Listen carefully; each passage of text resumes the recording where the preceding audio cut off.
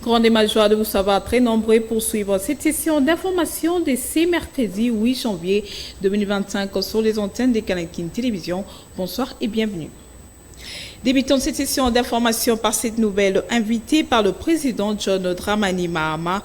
Le chef de l'État, Félix Antoine Tshisekedi Tshilombo, vient de séjourner au Ghana. Suivez dans cet élément son arrivée le lundi 6 janvier 2025 à Accra. Reportage de Jules Boulébi.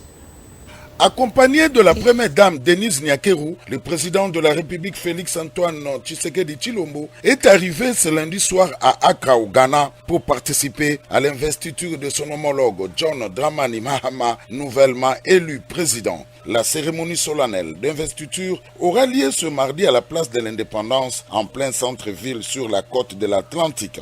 Une dizaine d'autres chefs d'État africains sont attendus à cet événement qui consacre la démocratie et l'unité africaine. Élu à la dernière présidentielle du 7 décembre 2024, le président John Dramani Mahama retrouve le fauteuil présidentiel qu'il avait déjà occupé de 2012 à 2016 avant de passer à l'opposition.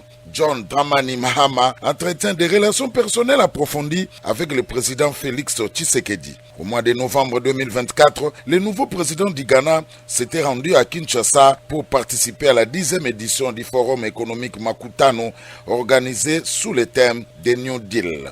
Le 30 décembre dernier, le président Dramani avait effectué une visite éclair à Kinshasa pour remettre personnellement son invitation à son homologue et frère Félix Antoine Tshisekedi Tshilombo.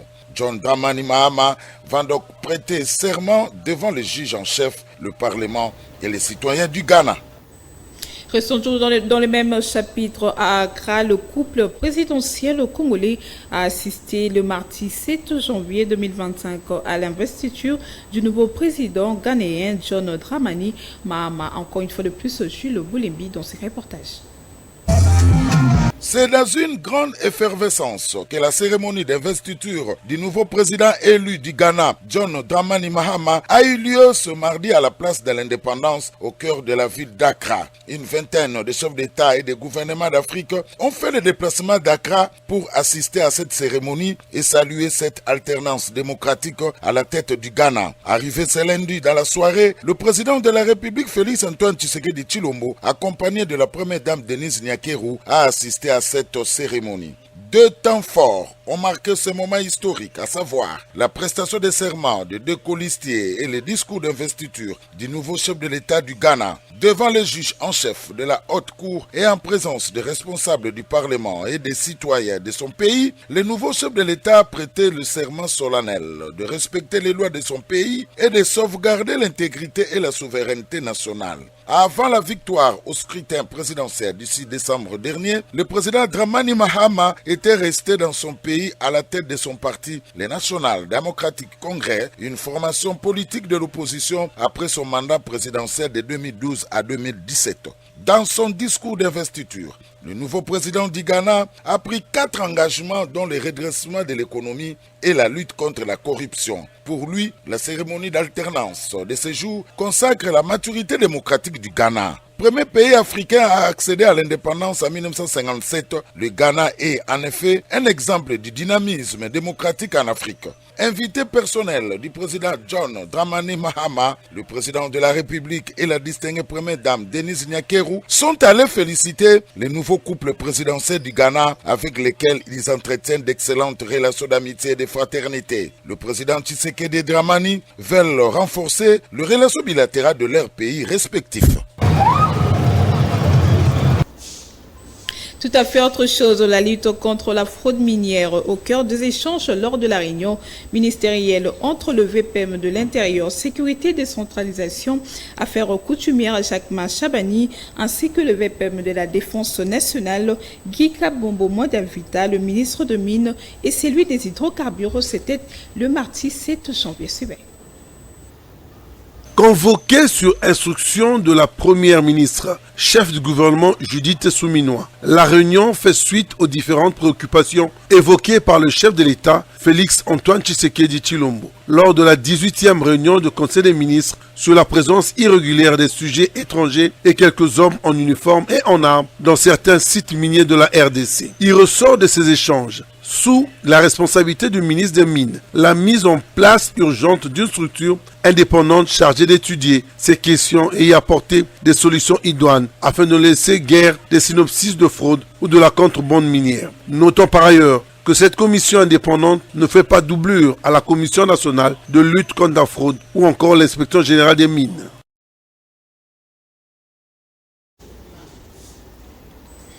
Parlons santé à présent. Africa CDC offre un don d'équipements de diagnostic pour renforcer la lutte contre les épidémies. Dans son discours, le ministre de la Santé, Roger Samuel Kamba, a remercié le chef de l'État pour son implication dans ce secteur. Reportage de Mario Ambon. Dans son discours, son Excellence, Monsieur le ministre de la Santé publique, Hygiène et Prévention sociale, le Dr Samuel Roger Kamba, a indiqué que ce don d'équipements médicaux est d'une valeur de 6 millions de dollars américains. Il est destiné à améliorer les capacités de diagnostic dans 7 provinces du pays. Cette initiative, a-t-il renchéri, s'inscrit dans le cadre des leçons apprises de la gestion des épidémies précédentes, notamment celle d'Ebola en 2018 et de l'Mpox qui a mis en lumière les lacunes du système de santé congolais.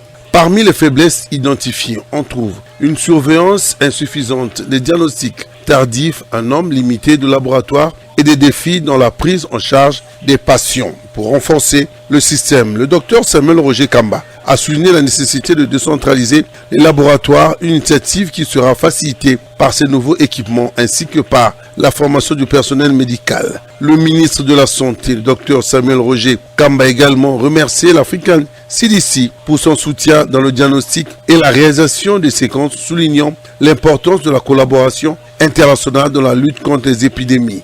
En remerciant le président de conserver sa première activité de l'année à cette initiative, le ministre a affirmé que cela témoigne du souci constant du chef de l'État pour améliorer la santé publique en RDC. Les équipements fournis permettront aux provinces sélectionnées de mettre en place des diagnostics de base quotidiens, améliorant ainsi la détection précoce des maladies en renforçant la réponse du système de santé local. Ce don marque un tournant dans l'approche de la République démocratique du Congo face aux épidémies en mettant l'accent sur une gestion transparente et proactive des ressources destinées à la santé publique. Restons toujours en santé dans la province du Haut-Katanga. La ville de Lubumbashi fait face à une flambée des cas de l'épidémie de choléra selon les sources concordantes. Depuis septembre 2024, 1456 cas suspects et 42 décès ont été déjà signalés. Pour y faire face, les équipes de Médecins sans frontières ont appuyé les autorités sanitaires locales du Haut-Katanga avec la prise en charge médicale de 1110 patients soignés entre octobre et décembre 2024. Commentaire des claviers, Yaletiakou. Depuis septembre 2024, la ville de Lubumbashi dans la province du Haut-Katanga est confrontée à une flambée des cas de l'épidémie de choléra. Selon les sources concordantes, 1456 cas suspects et 42 décès ont déjà été signalés.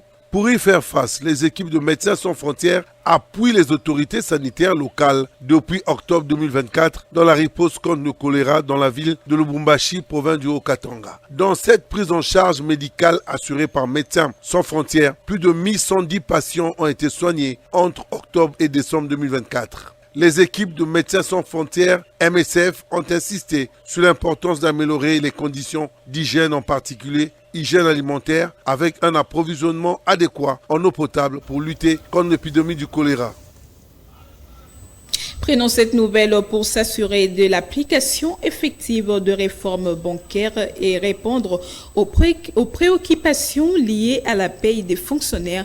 Les équipes du comité de suivi de la paye des agents publics sillonnent les provinces de la République démocratique du Congo. Ces déploiements illustrent l'engagement des autorités congolaises, notamment celui du ministre des Finances, à consolider cette meilleure politique salariale en faveur des agents publics. Tout à fait autre chose, le vice-ministre de la Justice et contentieux international Samuel Mbemba arrache la réduction des honoraires du cabinet Hogan Level et fixe les défis de l'année 2025. Reportage de Mario Ambongo. Depuis les États-Unis d'Amérique, plus précisément à New York, où il se trouve, le vice-ministre de la Justice et contentieux international, Maître Samuel Mbemba Kabouya, a échangé ce lundi 6 janvier 2025 avec le cabinet Hogan Lovells, qui défend les intérêts de la République démocratique du Congo. Il était question, à en croire Maître Samuel Mbemba Kabouya, de discuter de la possibilité de réduire ses honoraires qui étaient surévalués. Le vice-ministre de la Justice et contentieux international a de prime abord rappelé le credo du gouvernement dont il est membre en ce qui concerne le contentieux international à caractère économique. Aujourd'hui, 6 mois après, nous avons constaté qu'il y a des cabinets qui défendent très bien les intérêts de la République, mais il y a un constat que nous avons aussi fait et que certains honoraires sont surévalués. Ici, nous venons d'avoir réunion avec le cabinet Hogan Lovells, que nous remercions d'avoir accepté, au-delà du travail, des qualités qu'ils font dans beaucoup de dossiers de la République, de réduire quand même les honoraires qu'ils avaient postulés. Notre défi en 2025 va aussi être la rationalisation des honoraires des avocats qui défendent la République. Occasion faisant le larron, le vice-ministre de la Justice et contentieux international a fait savoir le défi du gouvernement dans ce secteur pour cette année. Notre défi en 2025 va aussi être la rationalisation des honoraires des avocats qui défendent la République, a-t-il conclu. Il faut rappeler que ce cabinet avait arrêté de défendre les intérêts de la RDC pour un paiement de ses honoraires. Parlons à présent de la ville-province de Kinshasa, des logements de vendeurs clandestins le long de l'avenue Kassavubu, évacuation d'immondices et curage des caniveaux. Avant sa réhabilitation, le vice-gouverneur de la ville de Kinshasa, Edi Iyeli Molangi, a supervisé l'opération. Reportage de Jules Boulimbi. Le vice-gouverneur Edi Iyeli Molangi est descendu sur le terrain ce mercredi 8 janvier 2025 pour superviser la première phase des travaux de réhabilitation de l'avenue Kassavubu, à savoir les délogements des vendeurs qui occupaient illégalement l'emprise publique, obstruant les voies de circulation pour les véhicules et les piétons, le curage des caniveaux et l'enlèvement des immondices. Rappelons les propos régulièrement tenus par le gouverneur Daniel Bumba Lubaki, le vice-gouverneur de la ville de Kinshasa, a rappelé l'engagement et la détermination de l'exécutif provincial de rendre à nouveau Kinshasa une ville salubre, moderne et sécurisée.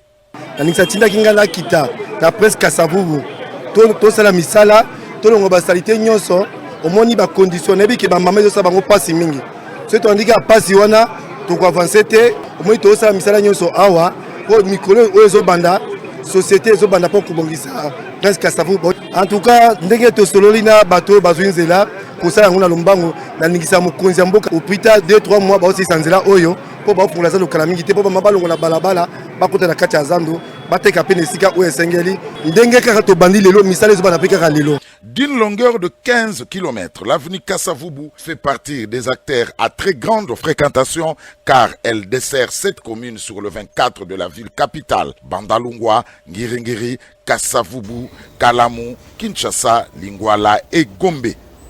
Et puis, plus d'une centaine de coordonnateurs de la Fondation Edi Iyeli Molangi ont répondu présent à l'appel lancé par le président de l'association Edi Iyeli. Il en a profité pour le remercier de la fidélité et aussi de leur donner des nouvelles perspectives pour l'année 2025. Encore une fois de plus, Mario Ambong.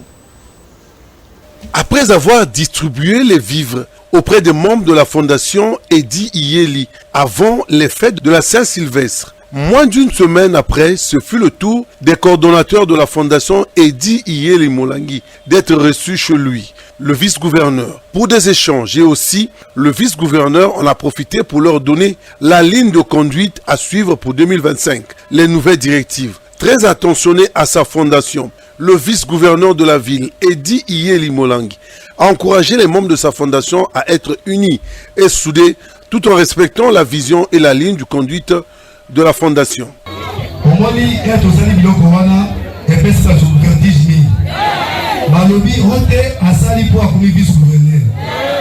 Est-ce que nous sommes en train de sauter?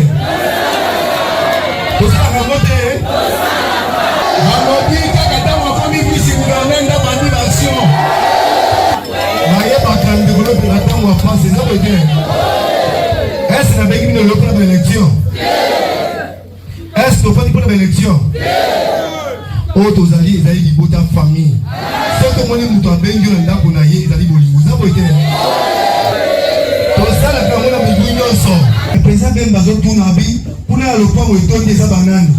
Avant de se séparer, il a partagé un repas avec la multitude des coordonnateurs de la fondation Eddie Iyeli qui était venu pour la circonstance. Et en politique, Thomas Kapouya, Jérusalem, membre de l'Union sacrée de la Nation, estime que l'initiative de l'ancien chef de l'État congolais, Joseph Kabila, de faire la consultation à l'étranger est une distraction totale, car les personnes qui ont travaillé avec lui dans les passés n'ont rien à apporter à la République démocratique du Congo. Il est au micro de Mario Ambongo et Semima Massama. Oui, ça me fait très mal de voir la personne qui a un statut spécial, le statut de sénateur à vie. Il doit être au-dessus de la mêlée, mais il n'est pas une personne qui doit commencer à faire des concertations, des réunions à gauche, à droite, sans tenir compte de ce qu'il a comme responsabilité dans ce pays, soit son statut. Et vraiment, on peut dire que c'était non-événement par rapport à ce qui se passe. Et des personnes qu'il est en train de recevoir aujourd'hui parler du Congo, mais à l'extérieur de ce pays. C'était toujours des mêmes personnes qui nous avaient dit ces dernières sorties médiatiques pour dire que j'avais difficile de transformer le peuple congolais parce que je n'avais pas 15 personnes. Bon, il avait fait un aveu libre de montrer comment il a géré ce pays-ci pendant 18 ans, mais n'était pas en mesure de transformer la population congolaise. Mais aujourd'hui, quand il reprend encore ces concertations avec des gens, toujours c'est des mêmes personnes qui nous avaient présenté que non, c'était des personnes incompétentes. Ils n'avaient pas facilité de nous donner l'ascension, de transformer le peuple congolais par rapport à sa gestion de 18 ans, pourquoi pas même de 22 ans de l'AFDEL. Et c'est non événement. On ne voit pas l'avenir dans ce qu'il est en train de faire. Oui, je salue la diplomatie intelligente, active et gagnante de son Excellence Félix Antoine Tshisekedi Tshilombo. Il est en train de battre les records. Il démontre que c'est lui, la personne qu'on attendait pour qu'il nous amène dans la terre promise. Comme le Congo a longtemps souffert avec l'agression, la guerre, les vols à ciel ouvert des impérialistes. Et c'est lui aujourd'hui, avec les nouveaux vents qui soufflent en Afrique. Et en société, le gouvernement provincial de la ville de Kinshasa, par le biais du ministère de Transport et Mobilité urbaine, a rendu public le mardi 7 janvier 2025 l'arrêté portant sur la nouvelle grille tarifaire pour le transport en commun à travers la ville de Kinshasa. Reportage de Semima Massamba. Cet arrêté fixe le montant à payer par les passagers pour tous les déplacements suivant les différents itinéraires. Cette mesure du gouvernement Daniel Bumba vise à mettre fin aux désordres constatés dans ce secteur, notamment la fixation des prix de transport selon le vouloir des chauffeurs et receveurs, mais aussi le phénomène demi-terrain. Dans cet arrêté, l'on peut noter que du marché de la liberté, Kingasani Pascal, Kingasani Asuka à Mikonga Bibwa, le prix fixé par l'hôtel de ville est de 500 francs congolais. Kinkole, commune, 1000 francs congolais. Sélé, 1500 francs congolais. Maluku, 2000 francs congolais. Menkao, 2000 francs congolais. À partir du marché central, Kingasani Yasuka, 1500 francs. Kimbanseke, 1500 francs. Njili Sainte-Thérèse, 1000 francs congolais. Massina Petro Congo, 1000 francs congolais. Matadi Kibala, 2000 francs congolais. Du centre-ville à la gare centrale. Intergombe, 1000 francs congolais. Rond-point Assanef, 1000 francs congolais. Bon marché, 1000 francs congolais. Victoire, 1500 francs. Massina Petro Congo, 2500 congolais. Njili Sainte-Thérèse, 2500 francs. Kingasani, 2500 francs.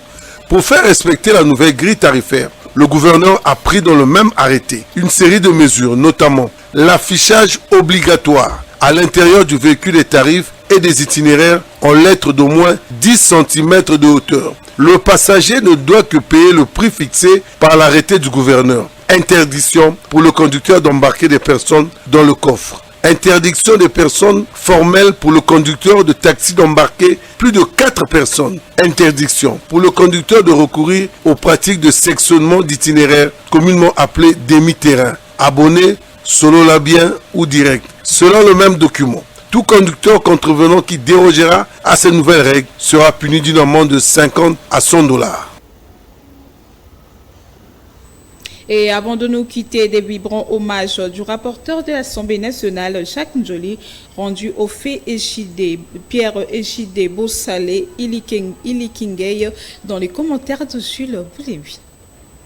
Ce lundi 6 janvier 2025, aux alentours de 9h30 heure locale, que la dépouille mortelle du colonel magistrat et avocat général des forces armées congolaises matricule 15 78 52 17 67 27 a quitté l'hôpital du cinquantenaire sous les honneurs militaires. C'était en présence du professeur Jacques Njoli Esengekeli, proche de la famille de l'illustre disparu, ainsi que d'autres personnalités de marque qui ont pu assister avec douleur à cette levée du corps trop émouvante. De l'hôpital du cinquantenaire, le cortège transportant la dépouille mortelle du colonel magistrat Pierre Ejide Bossalé Ikilingai s'est dirigé vers la haute cour militaire où une audience publique a eu lieu en hommage à l'illustre disparu dans l'optique de le délier du serment de magistrat. Une manière pour la haute cour réunie en audience publique de prendre acte du décès du colonel Pierre Ejide Bossalé Ikilingai, décédé le 18 décembre 2024 à Kinshasa.